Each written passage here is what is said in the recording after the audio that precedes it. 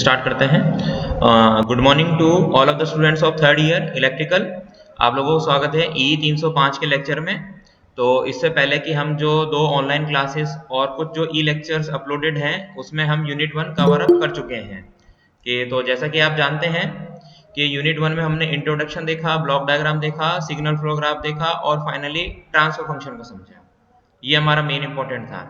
अब क्योंकि control system जो है वो आप लोगों का देखा जाए तो मैथमेटिकल अप्रोच है। मैथमेटिक मींस आपने transfer function, block diagram in सबको देखा। अब हम क्या है थोड़ी सी और इसके अंदर डिटेल में चलेंगे। हम देखेंगे कि अगर हम कोई इनपुट एग्जांपल जैसे मान के चलिए आप कोई भी इनपुट सिग्नल दे रहे हैं तो आउटपुट किस तरीके से आएगा, यानी वो सिस्टम से गुजरेगा तो उस इनपुट सिग्नल के अंदर कुछ ना कुछ तो चेंजेस होंगे, ये श्योर है। तो हमारी कोशिश क्या रहती है कि हमने जिस तरीके का इनपुट लिया सिस्टम से गुजार के उसको बेहतर से बेहतर उसके इनपुट जैसा हमने दिया वैसा हम अचीव कर पाए। ये और आगे की क्लास में आपको कवर अप होगा। तो आज हम सबसे पहले तो सिग्नल्स के बेसिक्स को पढ़ेंगे और आप कौन कौन से जो सिग्नल्स हैं उनको कैसे आप समझेंगे वो सब मैं आपको बताऊंगा। फिर हम इसके अंदर देखेंगे हमारा सिस्टम, जो सिस्टम होता है सिस्टम का टाइप और उन सब के रिगार्डिंग हम समझेंगे कि system first order system, second order system, फिर उसके अंदर एरर कितनी है, हम उस एरर को रिड्यूस करने की कोशिश करेंगे। ये आपका एंटायरली थर्ड यूनिट है। अभी मैं फर्स्ट के बाद में थर्ड यूनिट पे स्विच कर रहा हूँ। सेकंड यूनिट में आपके जैसे टेको जनरेटर और ये सब है रिलेटेड, इनको हम बाद में कवर अप कर लेंगे। आपको अभी पहले ये जो सेकंड थर्ड यूनिट जो कि बहुत ही इंपॉर्टेंट यूनिट है, टाइम डोमेन एनालिसिस या टाइम रिस्पॉन्स एनालिसिस, इसको आपको समझना बहुत ज़्यादा ज़रूरी है। तो अब हम स्टार्ट करते हैं। मैं प्रेजेंटेशन को ऑन कर रहा हूँ। स्टूडेंट से मेरी वही रिक्वेस्ट है कि अपना माइक और कैमरा ऑन नहीं करें। माइक ऑन करने में तो डिस्टर्बेंस क्रिएट होगा और सेकेंडरी आपका कैमरा करेंगे तो आपका ही डेटा ज़्यादा कंज्यूम होगा। मैं उम्मीद करता हूँ कि आवाज़ आ रही होगी। कोई भी चैट में आप वगैरह कुछ नहीं लिखे, आप इस लेक्चर को देखें। अभी हम 13-14 स्लाइड्स को समझेंगे और सिग्नल्स को समझेंगे और इन सिग्नल को हम एंटायरली इस यूनिट के अंदर यूज़ करेंगे। ठीक है, तो मैं स्टार्ट करता हूं।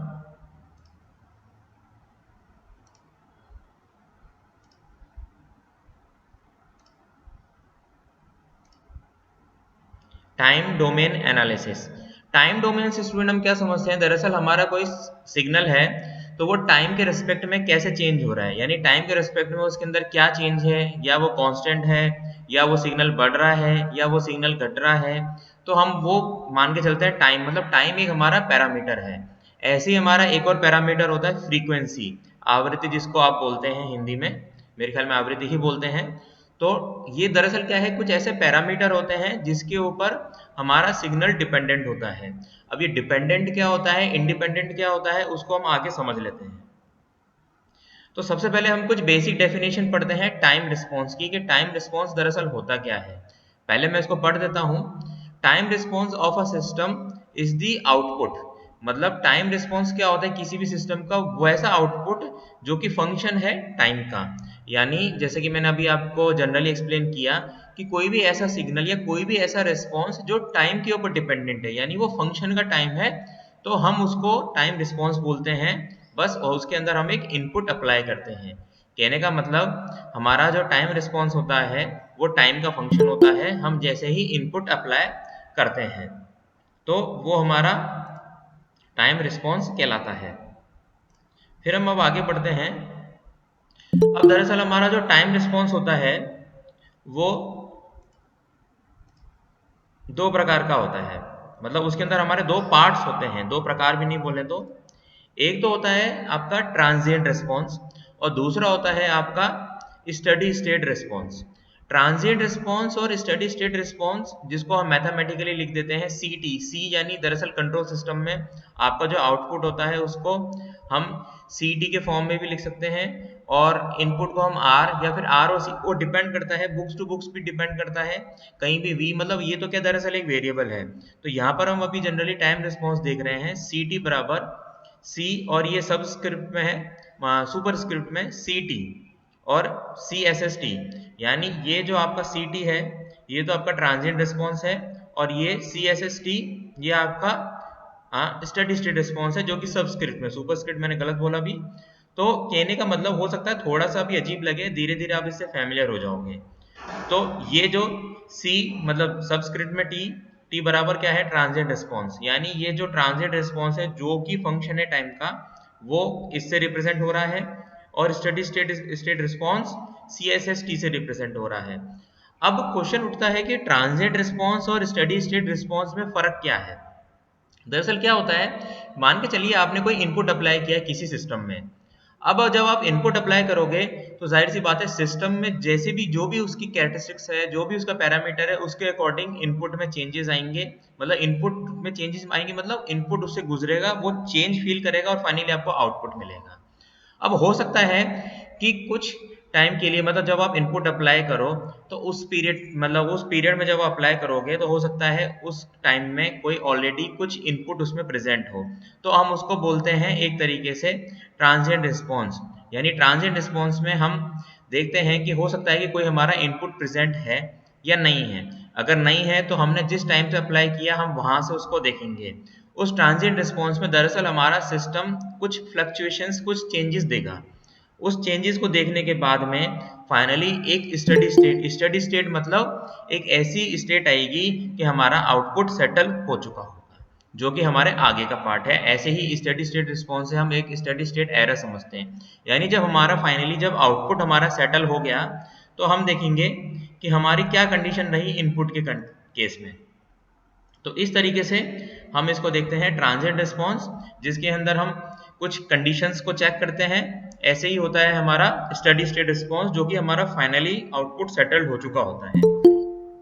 फिर हम आगे चलते हैं, थोड़ा सा और ट्रांजिएंट रिस्पॉन्स को देख लेते हैं। एक मैं चीज बोलूंगा स्टूडेंट्स को कि बहुत मतलब बार लगभग मतलब ऐसी कंडीशन होती है कि जैसे 15 मिनट बाद, मतलब 10:30 का था, मैंने लगभग 10-20 के आसपास लिंक शेयर कर दिया, 10-20 10-25 के। अभी तक मतलब मेरे पास में वो आया जा रहा है, मुझे बार बार प्रेजेंटेशन को डाउन करना पड़ रहा है, और फिर देन मतलब जब आप इस लेक्चर को अपलोडेड को देखोगे आपको समझ में आएगा। अभी भी देखिए जैसे शिव जांगीड़ की आ रही है, इससे पहले पवन कुमार की आई, अभी सनी देओल कश्यप करके आ रहा है कोई। तो आप लोगों को ये चीज पता होनी चाहिए कि व्हाट्सएप पे मतलब है ना किस टाइम पीरियड में चल रहा है। लेक्चर को बार बार इंटरप्ट करना is not a good thing.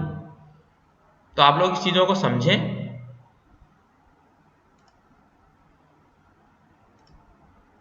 तो ट्रांजिएंट रिस्पॉन्स को हम समझते हैं एक बार। ट्रांजिएंट रिस्पॉन्स वो रिस्पॉन्स होता है जो कि जीरो के साथ, मतलब जीरो की तरफ बढ़ता है एज टाइम इंक्रीजेस। यानी ट्रांजिएंट रिस्पॉन्स मैंने बताया कि इनिशियल स्टेजेस होती है जिसमें थोड़ा सा फ्लक्चुएशन होता है, लेकिन कुछ टाइम पीरियड के बाद में हमारी स्टडी मतलब एक सेटल्ड वाली मतलब कंडीशन आ जाती है, और ये जो पार्ट होता है ये चला जाता है। कुछ मैथमेटिकली कुछ इसको ऐसा लिखा है, limit t tends to infinity, t tends to infinity, ये जनरलाइज्ड है। यानी जैसे ही टाइम पीरियड हमारा बढ़ता चला जाएगा तो ट्रांजिएंट रिस्पॉन्स गायब होना शुरू हो जाएगा, उसकी वैल्यू जीरो होना शुरू हो जाएगी। अब ट्रांजिएंट रिस्पॉन्स एक्सपोनेंशियल भी होता है और ऑसिलेटरी भी होता है, इसको हम बाद में आगे देखेंगे, एक्सपोनेंशियल और ऑसिलेटरी। अभी हम समझते हैं स्टडी स्टेट क्या होता है। स्टडी का मतलब होता है सेटलमेंट, मतलब फाइनली वो एक तरीके से सेटल हो जाएगा।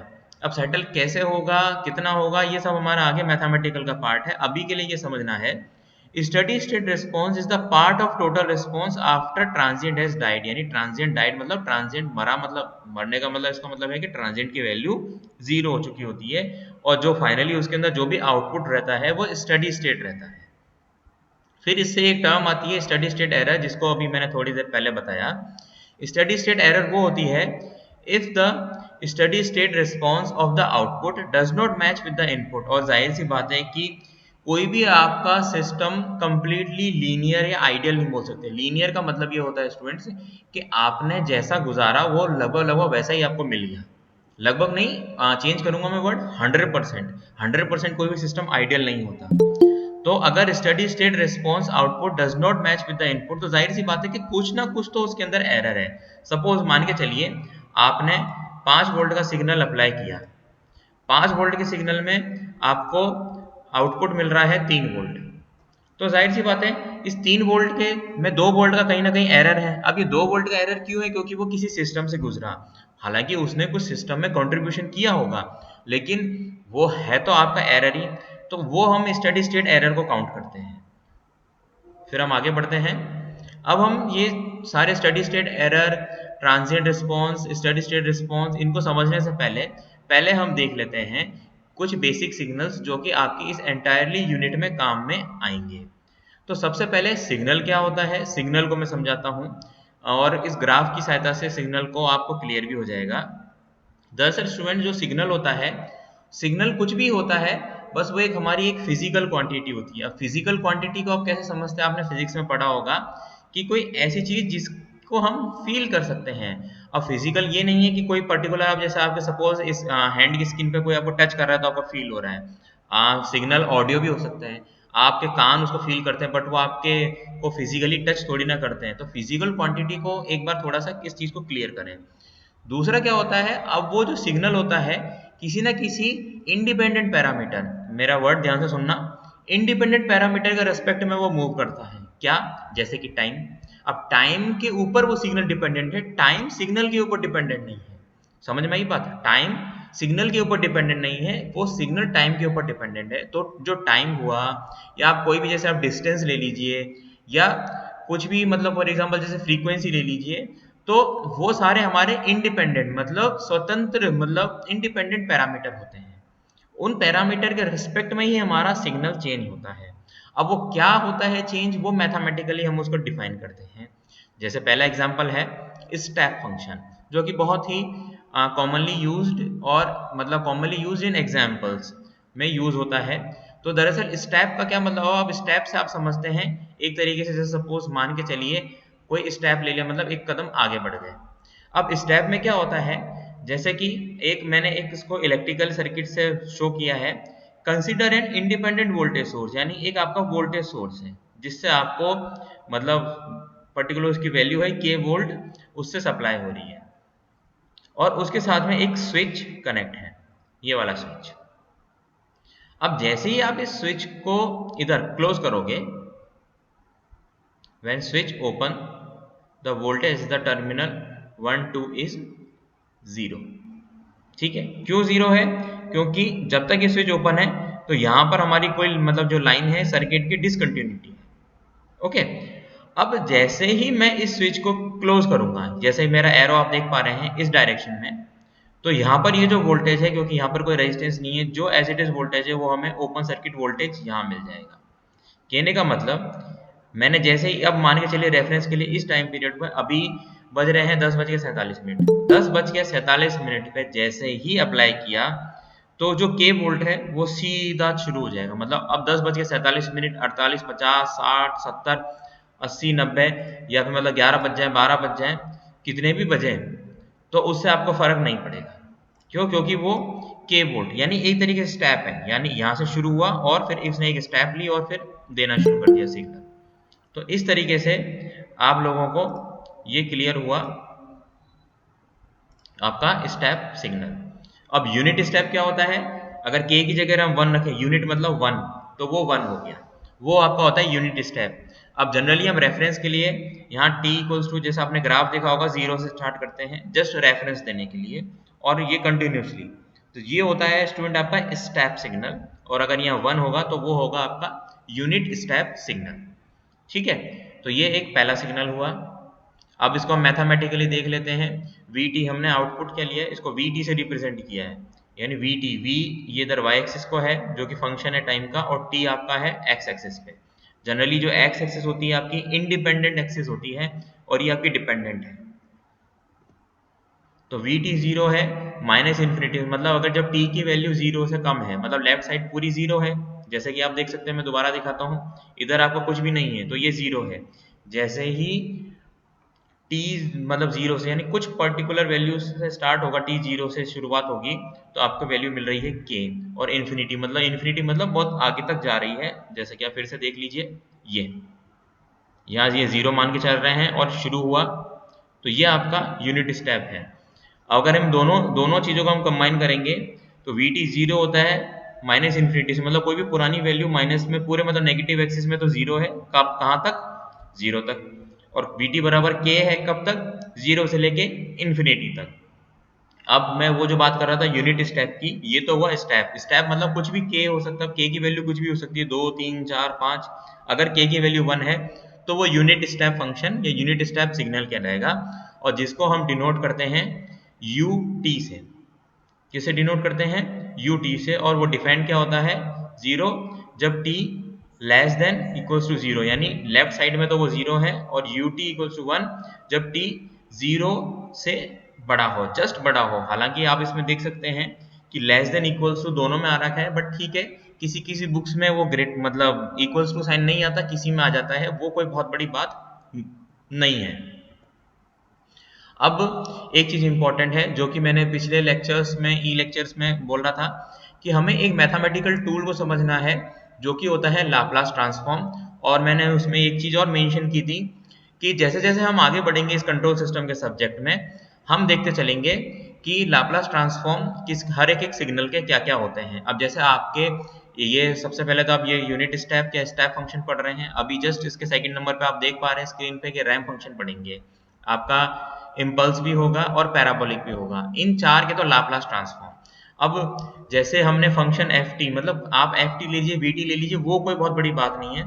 आप जैसे ही एक यूनिट स्टेप का निकालेंगे, इसको सॉल्व करने की जरूरत नहीं है। मेन चीज आपको ये ध्यान में रखनी है, यानी एफ टी को हम लिखते हैं एफ एस से। मैं पहले के लेक्चर्स में मैं डिस्कस कर चुका हूं, फिर से बता रहा हूं। और यूनिट स्टेप का जो लाप्लास ट्रांसफॉर्म होता है वो होता है 1/s। यानी अभी हम जब सॉल्व करेंगे टाइम डोमेन में, तो वहां पर भी हमें लाप्लास ट्रांसफॉर्म की जरूरत पड़ेगी। तो कुछ एक इन बेसिक सिग्नल के हमें लाप्लास ट्रांसफॉर्म ध्यान रखना है। अगर कोई एक्सपोनेंशियल फंक्शन हुआ तो उसका भी हमें ध्यान रखना है। तो इस तरीके से आप लोगों का ये मतलब सॉल्व होगा लाप्लास ट्रांसफॉर्म की सहायता से। ज्यादा के लिए मतलब मैं अभी जब बोर्ड पे लेक्चर बनाऊंगा तो उस पर समझ में आ जाएगा।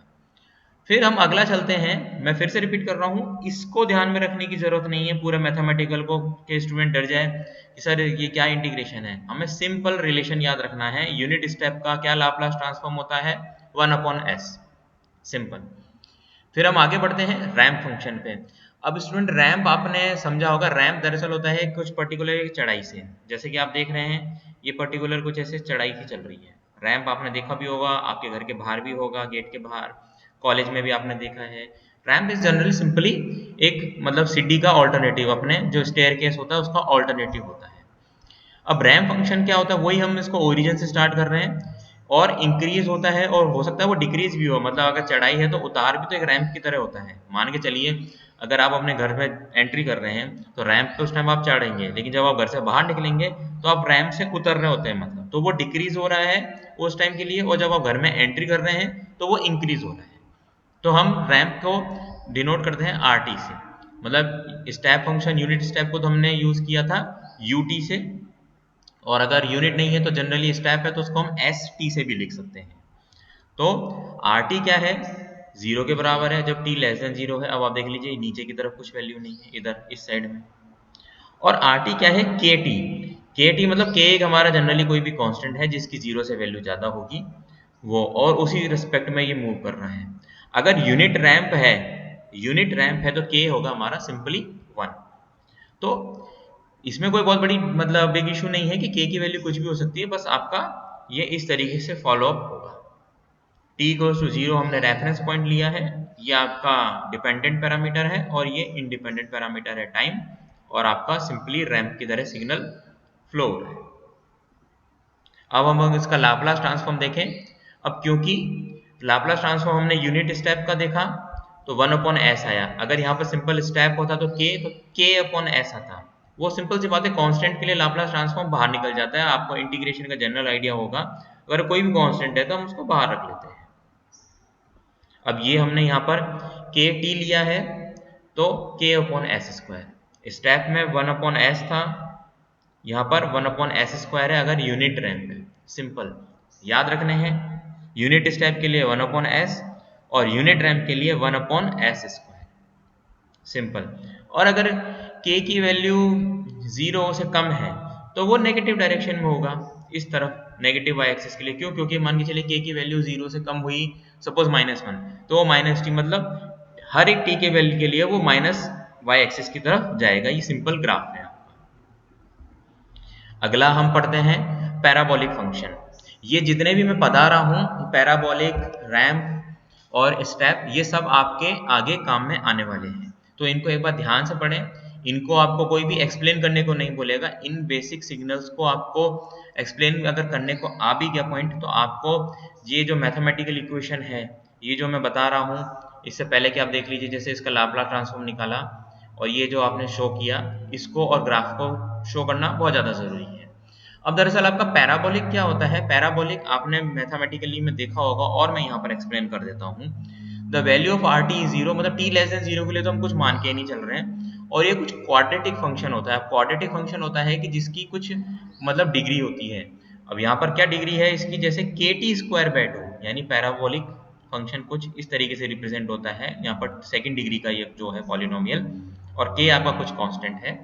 तो जो पैराबोलिक रिप्रेजेंट हो रहा है वो हो रहा है के टी स्क्वायर बाय टू, और टी लेस देन जीरो के लिए वो जीरो है, टी ग्रेटर देन जीरो के लिए वो यहाँ पर शुरू हो रहा है। फिर फॉर यूनिट, मतलब अगर के 1 है तो simple T square by two. तो यूनिट के लिए आपको ध्यान रखना है के तो अगर दिया हुआ है तो वो जनरलाइज्ड है, और अगर वो यूनिट पैराबोलिक, यूनिट स्टेप या यूनिट रैंप है तो आपको के को 1 पुट कर देना है, और जनरली आपका के बराबर 1 ही है सब्जेक्ट में। अब अगर हम इसकी लाप्लास ट्रांसफॉर्म की बात करें तो ये आपका आएगा के अपॉन एस क्यूब। अब स्टूडेंट तीनों चीज ध्यान से देखिए, स्टेप में आया था के अपॉन एस, रैंप में आया था के अपॉन एस स्क्वायर, और पैराबोलिक में आया के अपॉन एस क्यूब। और एक और आपका है इम्पल्स, उसमें आता है सिंपल कांस्टेंट के। इम्पल्स में के, स्टेप में आपका के अपॉन एस, रैंप में आपका के अपॉन एस स्क्वायर, और पैराबोलिक में आपका के अपॉन एस क्यूब। तो मुझे नहीं लगता कि इन 3 से 4 सिग्नल में इनके लाप्लास ट्रांसफॉर्म को ध्यान में रखने में कोई बहुत बड़ी बिग डील है। इवन अगर कुछ स्टूडेंट्स चाहें तो इस इक्वेशन को सॉल्व करके देख लें, आपको 100% रिजल्ट बड़े आराम से मिल जाएगा। बट मैं सजेस्ट करूंगा कि इनके जो लाप्लास ट्रांसफॉर्म है वो डायरेक्टली याद रखें।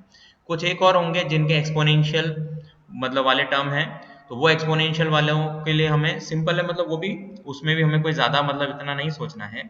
और फाइनली अब मैं आता हूँ, ये जब जो पैराबोलिक फंक्शन है ये कुछ इस तरीके से चलता है, ये दरअसल नॉन लीनियर है कर्व आपका। तो ये आपका पैराबोलिक फंक्शन होता है, आर टी से रिप्रेजेंट किया है, आर जो कि फंक्शन है टाइम का, टी आपका यहाँ पर इंडिपेंडेंट पैरामीटर या इंडिपेंडेंट एक्सिस जिसको हम कह सकते हैं, और टी इक्वल्स टू 0 पे स्टार्ट हुआ है इस तरीके से। फिर हम देख लेते हैं finally impulse response. Impulse response क्या होता है स्टूडेंट? दरअसल हमारे किसी भी सिस्टम के आइडियली मतलब, या फिर हम कह सकते हैं कि इम्पल्स यदि हमने किसी सिस्टम में दिया है तो हमें आउटपुट जो सिस्टम के अंदर मौजूद है वो हमें एज इट इज मिल जाएगा। कहने का मतलब ये एक आइडियल केस होता है जस्ट हमारे स्टडी के लिए। इस तरीके का कोई भी सिग्नल मौजूद नहीं होता, ये सिर्फ मतलब हम बात करें तो रेफरेंस देने के लिए काम में होता है। हालांकि और भी ये जो पैराबोलिक और ये तो फिर भी मैथमेटिकली एग्जिस्ट करते हैं और प्रैक्टिकली भी एग्जिस्ट करते हैं। मैथमेटिकली तो खैर ये इम्पल्स भी एग्जिस्ट करता है, लेकिन इसको हम प्रैक्टिकली मतलब होता नहीं है, लेकिन हम इसको समझ जाते हैं इसको यूज करके, और इसको हम रेफरेंस लेके काम में लेते हैं। तो जो इम्पल्स होता है मैं इसको डायरेक्टली यहाँ बता देता हूँ। इम्पल्स कुछ ऐसा रिप्रेजेंट होता है जैसे कि आप देख रहे हैं कि इसका ये जो वाई एक्सिस पे एम्पलीट्यूड है ये तो बहुत लंबे मतलब बहुत आगे की तरफ जा रहा है, और आप देख रहे हैं कि ये टी 0 पे यहीं पे स्टार्ट हुआ और यहीं पर ही खत्म हो गया, और इस तरीके का सिग्नल बहुत कम होता है। हाँ, जैसे आसमान में बिजली कड़कती है उसको हम इम्पल्स कह सकते हैं। तो इस तरीके से आप बात करते हैं इम्पल्स की। तो इम्पल्स का जो दरअसल मैथमेटिकल रिलेशन होता है वो होता है डेल टी बराबर 0 जब टाइम 0 के बराबर नहीं है, और इन्फिनिटी। क्यों? क्योंकि ये जो एरो जा रही है ये हमने जस्ट रिप्रेजेंट करती है, लेकिन ये एरो इस वाई एक्सिस पे कहाँ खत्म हो रही है वी डोंट नो, हमें आइडिया नहीं है। मतलब इसका इन्फिनिटी एम्पलीट्यूड है और टी इक्वल्स टू 0 पे, और वहीं पर जाकर के शुरू हुआ और वहीं पर खत्म हुआ। सिंपल, जैसे कि मैंने आसमान की बिजली का जो थंडर स्टॉर्म लाइटनिंग की बात की, तो उसी टाइम पीरियड में स्टार्ट होती है, एकदम से कट गई और बंद, दैट इज इम्पल्स। तो डेल टी जिसको मतलब डेल्टा टी है, ये जो सिंबल है ये आपका डेल्टा टी से रिप्रेजेंटेड है। डेल इसको डेल्टा बोलते हैं और इक्वल्स टू 0 जब t 0 के बराबर नहीं है, और इक्वल्स टू इन्फिनिटी जब t 0 है। ये आपके कुछ मैथमेटिकली इसको आप लिखने का तरीका समझिए, इसको कुछ इस तरीके से लिखा जाता है अलग अलग टाइम पीरियड के लिए। सो हम कह सकते हैं कि जो हमारा इम्पल्स फंक्शन है उसकी 0 वैल्यू है everywhere except t equals to 0, जहाँ का एम्पलीट्यूड इनफाइनाइट है। तो हम आगे बढ़ते हैं। अब हम फाइनली इसका इम्पल्स का देख लेते हैं। जो इम्पल्स का जो आया हमारा लाप्लास ट्रांसफॉर्म, वो आया 1। सिंपल, आप याद रख लीजिए इम्पल्स का 1। अब यहाँ मैंने रिप्रेजेंट कर दिए हैं, देख लीजिए, जैसे कि यूनिट इम्पल्स का 1, यूनिट पैराबोलिक का 1 upon S cube, unit ramp का 1 अपॉन एस स्क्वायर, और यूनिट स्टेप का 1 अपॉन एस। ये हमें 4 याद रखने हैं, कोई बहुत बड़ी बिग डील नहीं है। RT से रिप्रेजेंट करते हैं। जब हम लाप्लास ट्रांसफॉर्म निकालते हैं तो उसको हम हर जगह स्मॉल RT में, जैसे कि आप देख सकते हैं ये स्मॉल RT, यहाँ आप देख रहे हैं कैपिटल RS, ये रिप्रेजेंटेशन के लिए आप स्मॉल RS में लिख लीजिए, जो कि एडवाइजेबल नहीं है।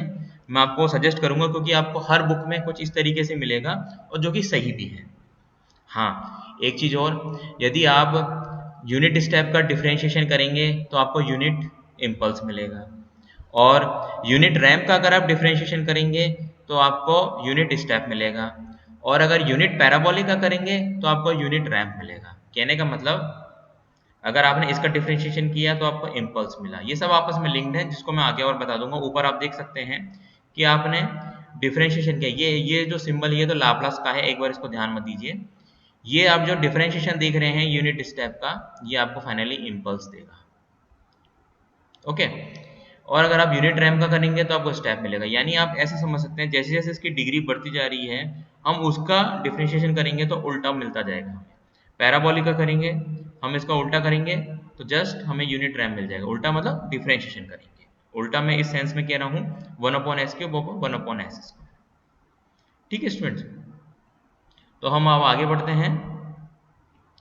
आगे हम यहीं फिनिश करते हैं। आज हमने देखा बेसिक सिग्नल्स को समझा। उन बेसिक सिग्नल को समझने के टाइम पे हमने ये चीज़ देखी कि हमारा किस टाइप का सिग्नल होता है, और उस सिग्नल से हम क्या क्या समझ सकते हैं और क्या क्या हम यूज़ कर सकते हैं, ये हम आगे देखेंगे। हमारा फिर अगला जो लेक्चर होगा वो होगा सिस्टम्स के ऑर्डर। मतलब अभी तो हमने क्या किया, सिंपली सिग्नल का इनपुट देखा और सिग्नल के टाइप को समझा, उसके लाप्लास ट्रांसफॉर्म को देखा।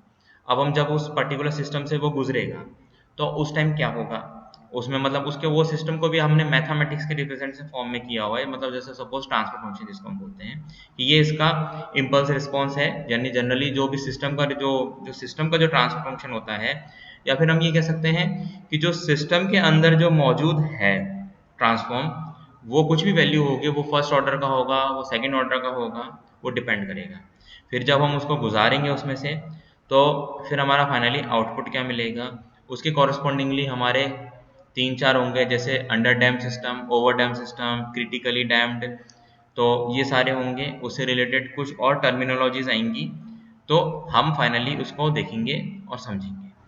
फिर इसके बाद में हम आगे की तरफ बढ़ेंगे और एरर देखेंगे कि अगर हमने इनपुट दिया तो वो सिस्टम से गुजरा, तो सिस्टम का जो भी इम्पल्स रिस्पॉन्स जिसको हम रिप्रेजेंट करते हैं HS से बोलते हैं, वो जब उसके पास साथ में गुजरेगा तो हम जो ट्रांसफर फंक्शन निकालेंगे, ट्रांसफर फंक्शन की सहायता से हम एरर वगैरह या जो भी, मतलब हम और भी बहुत से तरीके होते हैं, हम उनसे स्टडी स्टेट एरर निकालेंगे। तो फाइनली तब जाकर के हमारे कोई भी मार्केट में, या कोई भी, मतलब मार्केट नहीं बोले, कोई भी इंडस्ट्री सेटअप हो पाती है। यानी हम अब यूनिट, मतलब मैं तो उसको जनरली 2 ही बोलता हूँ, लेकिन अभी सिलेबस के अकॉर्डिंग ये यूनिट 3 है। फाइनली हम इसको मतलब सेटअप कर पाएंगे। ठीक है, तो आज का लेक्चर मुझे उम्मीद है कि समझ में आया होगा। इसके अलावा कुछ एक, मतलब स्टूडेंट कह रहे थे कि क्लास मतलब थोड़ा सा जल्दी करें। ठीक है, हम 10:30 पौने 11 कर सकते हैं, लेकिन आपकी बाकी क्लासेस रेगुलर टाइम टेबल के अकॉर्डिंग चलेंगी, या कॉरस्पॉन्डिंग जो भी फैकल्टी आप उनसे बात करें, क्योंकि और भी मतलब वर्क रहता है, जैसे आपके ई लेक्चर के अपलोडिंग, या मतलब और भी जैसे कुछ और कॉलेज में वर्क रहा, तो ये मतलब मेरे कहने का मतलब ये कि ये रेगुलर नहीं हो पाएगा। ठीक है, और मैं आपको वो जो असाइनमेंट है वो मैं आपको दे दूंगा। और इसके अलावा किसी को भी कोई भी इश्यू हो आप लोगों के पास में, जैसे कि मैं बोलता हूँ कि आपके पास में ई लेक्चर के ऊपर कमेंट करने का है, मैसेज करने का है, और सिंपली कोई भी चीज़ हो तो कॉल भी कर सकते हैं। बट पहले उसको सॉल्व करके देखें, देन किसी चीज़ को आप इम्प्लीमेंट करने की कोशिश करें। ठीक है स्टूडेंट्स। हाँ, एक चीज़ और मैं कहना चाहूँगा कि वैसे तो आज मतलब कल लास्ट डेट थी, तो बट मुझे लगता है कि शायद शायद मतलब हमारे डिपार्टमेंट डेट आगे बढ़ा दे। डिप्लोमा के एडमिशन स्टार्ट हो गए हैं। कोई भी स्टूडेंट लेना चाहे तो मतलब उसको ज़रूर आप बताएं।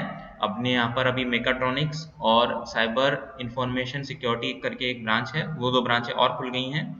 तो उम्मीद है कि स्टूडेंट को और मतलब हाँ अविनाश, मैं भी बताता हूँ तुम्हारी बात का कि और मतलब स्टूडेंट को और मतलब आप प्रेरित करेंगे। मेकाट्रॉनिक्स भी अच्छी ब्रांच है, साइबर और इवन कोर ब्रांचेस भी लेना चाहे तो भी कोई इशू नहीं है। स्टूडेंट के टू स्टूडेंट डिपेंड करेगा इंटरेस्ट के ऊपर। एक क्वेश्चन आ रहा है कि सिग्नल फ्लो ग्राफ का, उसका लेक्चर मैं बहुत जल्दी अपलोड कर दूंगा। उसके लिए मतलब आप लोग अभी वरी नहीं रहे। और अभी थोड़ा सा कुछ मैं मतलब किसी वर्क में और एंगेज चल रहा था, तो अभी आप इसको समझें टाइम रिस्पॉन्स को, और मोस्ट प्रोबेबली मंडे को आपको वो लेक्चर मिल जाएगा सिग्नल फ्लो ग्राफ का। तो उसमें कुछ क्वेश्चन को एक मिनट में बताता हूँ। उसमें कुछ जो क्वेश्चंस हैं सिग्नल फ्लो ग्राफ से रिलेटेड, उसको बताना है जिससे कि हम ट्रांसफर फंक्शन को निकाल सकेंगे। ठीक है। और एक क्वेश्चन और आया था अभी कि असाइनमेंट को फाइल में करें या रिकॉर्ड में। जो भी असाइनमेंट है आप उसको एक काम कीजिए, लूज शीट्स में बना लीजिए। मतलब जैसे कि आपने अपने फर्स्ट ईयर में फाइल बनाई होगी उस तरीके से, जिसको आप धागे से बांधते हो, इस तरीके से रख लो, है ना। वो आपका एक तरीके से ट्यूटोरियल ही हो जाएगा। ठीक है ना। आपके इस E 305 की कोई लैब नहीं है, तो आप एक काम कीजिए, उसको इस तरीके से कर लीजिए, है ना, जिससे कि आप लोगों को भी इजी रहेगा और आपका रिकॉर्ड भी मेंटेन रहेगा। बस आप मुझे जैसे वो लूज शीट है उसकी फ़ोटो खींच के, एक मैंने मेल आईडी तैयार कर ली है, उस मेल आईडी के ऊपर कर दें अपना मतलब, हाँ A4 साइज जो फाइल जो होती है जनरली, जो ब्लैक कलर का जो कवर होता है जिसको वो आप लूज मतलब धागे से आप बांधते हो, मेरे ख्याल में वो A4 से शायद छोटी छोटी होती है थोड़ा सा वो पेपर। तो उसको कर लीजिए। उससे मतलब आप लोगों को 2 फायदे हो जाएंगे कि आप लोगों को ये लगेगा कि मतलब आपका काम भी पूरा हो गया है और लगे हाथ। और हाँ, एक चीज़ और कि जब भी आप वो फाइल भेजो मुझे PDF में, मतलब ऐसे नहीं है, सिंपली अपना नेम होना चाहिए, उस पहले पेज में नेम लिख दो, फिर उसके बाद में जैसे दूसरे पेज पे भी क्वेश्चन आ रहे हैं तो वो उसकी कंटिन्यूस, मतलब ऐसे नहीं है कि PDF के अलग अलग आप पेजेस भेजो, एक कंबाइंड PDF फाइल भेजो और उसको मेरे को मेल कर दो, सिंपल। ठीक है। और ज़्यादा टेंशन लेने की ज़रूरत नहीं है। मेन चीज़ अभी क्योंकि कंडीशंस इतनी अच्छी नहीं हैं हमारे, तो उन चीज़ों का आप ध्यान रखें। और मेन चीज़ आप लोग अपनी पढ़ाई अच्छे से करते रहें, जो भी लेक्चर है वो प्रॉपर टाइम पे आते रहेंगे, घबराना नहीं है। मेन चीज़ अच्छे से पढ़ाई करो। ठीक है स्टूडेंट्स, अपना ध्यान रखें। मैं इस लेक्चर को यहीं एंड कर रहा हूँ। Thank you.